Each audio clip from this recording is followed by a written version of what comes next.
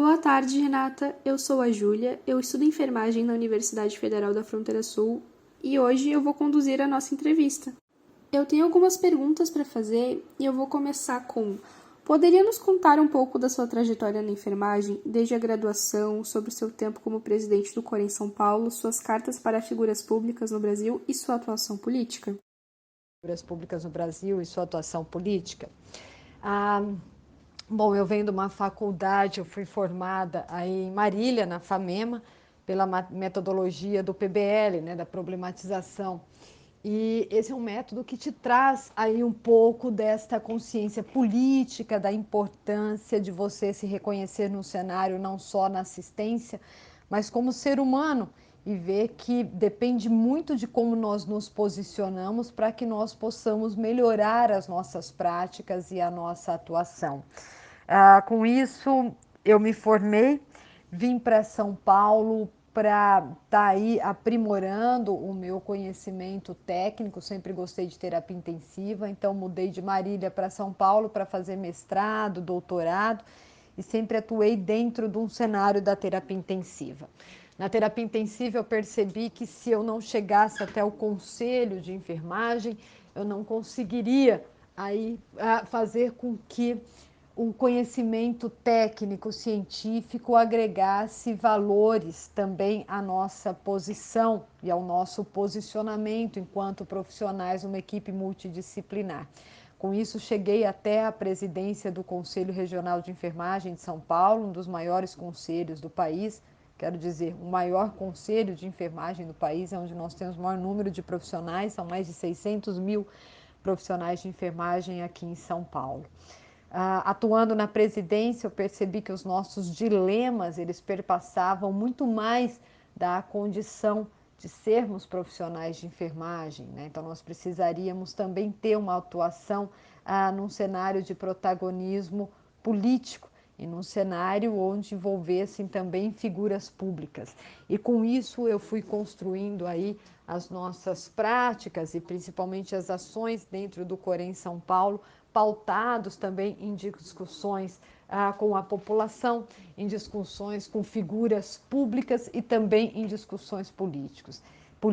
É fundamental que tudo isso aconteça para que nós possamos cada vez mais avançarmos enquanto profissionais de enfermagem. Sabemos que até a atualidade os profissionais de enfermagem buscam valorização e reconhecimento da profissão como ciência. Como foi para você enfrentar todos esses estigmas da profissão e conseguir trabalhar com a enfermagem em várias temáticas, visto sua trajetória? O que eu acredito? Eu até tenho a certeza que, enquanto ciência, nós conseguimos já galgar um bom espaço, né? O Brasil é um dos países que tem um alto índice de publicação, apesar da gente ainda escrever pouco, temos um alto índice de publicações na enfermagem, né?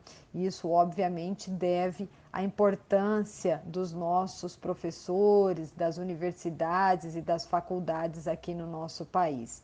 Mas nós precisamos ainda avançar, eu não diria da profissão como ciência, mas da profissão como sua existência no contexto social. Por quê? Porque a população não nos reconhece como detentores, muitas das vezes, do conhecimento científico que nós temos.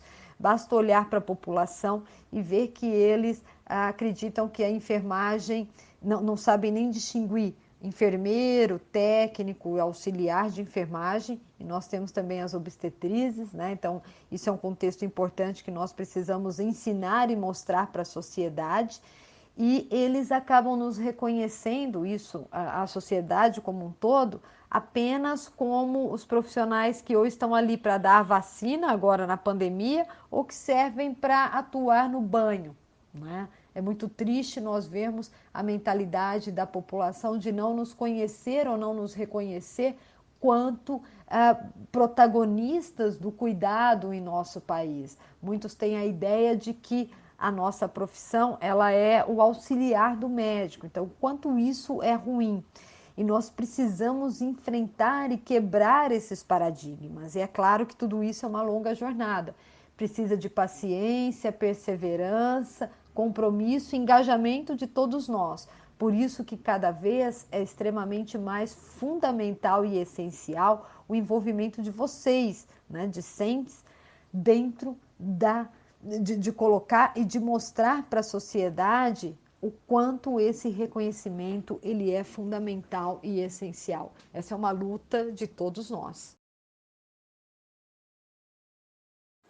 Sabendo da publicação dos livros e sua área de especialidade, a UTI, qual foi o maior dilema ético e situação mais difícil que você vivenciou durante sua atuação, visto todas as questões éticas propostas pelo Código de Ética dos Profissionais de Enfermagem, CEP? Eu acho que todos os dias nós vivemos muitos dilemas éticos, né? Dilemas que vão desde que como é que nós vamos abordar aí os familiares, né? O quanto é importante a atuação do enfermeiro no cenário da assistência, no cenário à família, né? E também na construção de um cuidado seguro, o quanto as nossas práticas elas podem mobilizar e diferenciar toda a assistência prestada. Acho que os dilemas, eles perpassam por essas condições, sabendo, por exemplo, o quanto é importante a nossa atuação dentro de um cenário, dentro do atendimento e até mesmo das pesquisas clínicas, né? Então, acho que essa é a questão que a gente tem que trabalhar muito bem. Eu sempre tive comigo o código de ética, eu acho fundamental o profissional conhecer os seus reais valores, conhecer aí as suas obrigações, entender quais são os seus direitos, para que a gente não fique achando que sempre o código de ética não está ali para nos ajudar, né? Muito pelo contrário, acho que com a reformulação, o novo código traz à luz o quanto é importante e evidente a assistência da nossa profissão e os cuidados de enfermagem. Entre 2018 e 2020, você foi presidente do Conselho Regional de Enfermagem de São Paulo. Durante esse período, você esteve à frente de várias decisões do órgão. Como era para você conciliar os valores da profissão com os problemas enfrentados? Como o CEP orientava suas ações?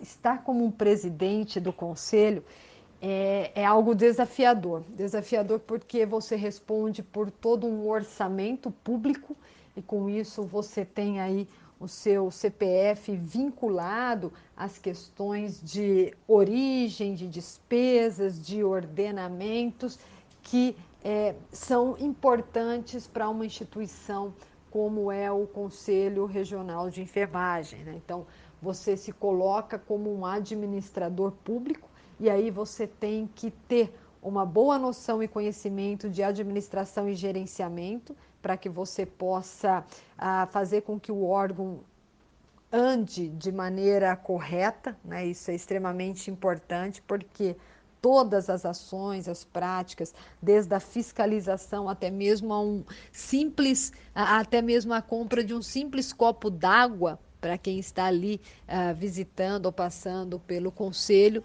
depende aí da sua assinatura. Então, o quanto é importante, o quanto você tem responsabilidades perante não só a esfera civil, como também a toda a questão que perpassa aí Ministério Público, aprovações de contas. Então, é muito sério você ter um cargo como presidente e isso te consome demais. Imagine que você trabalha 24 horas, 7 dias da semana. Além de você responder pelo órgão, você tem que ter as suas ações todas embasadas para fazer com que a promoção da assistência ela aconteça em todo o estado. Então imagine que você é responsável não só pelo órgão e na época por um orçamento de 153 milhões dentro do conselho, bem como pelos 600 mil profissionais do estado. Então assim, uma responsabilidade gigantesca e por isso que eu te falo, o CEP nos ajuda a conhecer aí qual é o nosso papel, a nossa relevância, o nosso direito e os nossos valores. Ainda sobre o seu tempo à frente do Corém em São Paulo, qual foi o seu maior desafio? desafio. Acho que os desafios são muitos. É muito difícil em 3 anos você conseguir quebrar paradigma, é aquilo que eu comentei com você. Para a gente quebrar paradigma é uma longa jornada, né? Depende de paciência, perseverança, compromisso, engajamento. Isso leva, em média, mostram os trabalhos, quem estuda aí a questão da gestão, isso leva em média 5 anos. Porém, a gestão no conselho ela acontece em 3 anos. Pois bem, em 3 anos nós conseguimos ter muitos desafios e conseguimos colocar, por exemplo, em pauta questões dos profissionais de enfermagem dentro da Assembleia Legislativa, aquilo que eu te comentei sobre a questão da importância do nosso envolvimento político. Eu levei 5 grandes pautas para a Assembleia Legislativa e nós conseguimos êxito e aprovação em todas elas. Questões que passaram, por exemplo, pela criação das salas de descompressão dentro do estado de São Paulo, né? Nós conseguimos aprovar essa lei dentro da Assembleia Legislativa, né? E tornou-se lei aqui no nosso estado. Conseguimos também colocar em pauta e ser aprovado a questão das 30 horas aqui para o estado de São Paulo, né? Que infelizmente acabou sendo aí vetada pelo governador e nós estamos na luta ainda pela derrubada do veto, né?